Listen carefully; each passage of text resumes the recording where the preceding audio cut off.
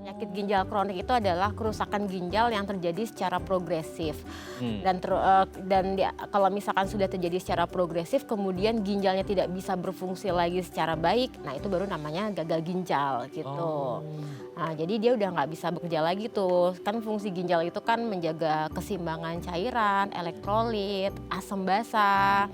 Kemudian dia membuang sisa-sisa metabolisme gitu kan dengan cara darah disaring di ginjal, kemudian yang masih dibutuhkan itu diserap lagi, yang nggak dibutuhkan keluar lewat urin.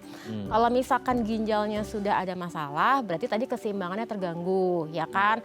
Ada masalah elektrolit, ada masalah asam basa, darahnya terlalu asam. Itu biasanya kalau misalkan terlalu asam itu bisa sesak nafas. Kemudian kalau misalkan udah ada masalah, misalkan racunnya nggak bisa dibuang, numpuk di badan, akibatnya jadi mual, muntah, lemes gitu. Terus kalau misalkan dia udah ada masalah nggak bisa ngeluarin urinnya numpuk semua di badan, bisa sampai paru-parunya kerendam, jadi sesak nafas.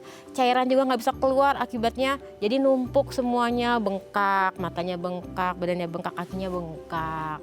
Nah, satu lagi, ginjal itu memproduksi suatu zat yang mana dia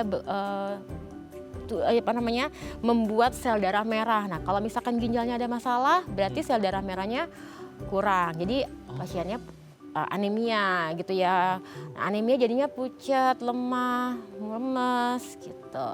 Belum lagi dia itu ginjal itu membuat vitamin D yang kita dapatkan itu jadi bentuk aktif. Nah, kalau misalkan nggak bisa aktif, akibatnya walaupun kita minum vitamin D, pasien-pasien ginjal itu jadinya vitamin D-nya nggak bekerja dengan baik, akibatnya jadi lama-lama imunnya bisa turun kayak gitu.